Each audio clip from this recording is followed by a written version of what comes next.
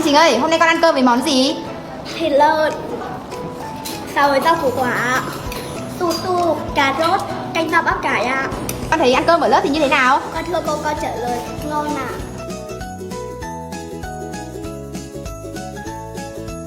Thì hôm nay chị đến đi nhận kiểm tra giám sát thực phẩm của trường mầm non Hưng Yên, chị thấy là tươi ngon, không có vấn đề gì cả. Số lượng đầy đủ, cân đầy đủ. Cảm ơn.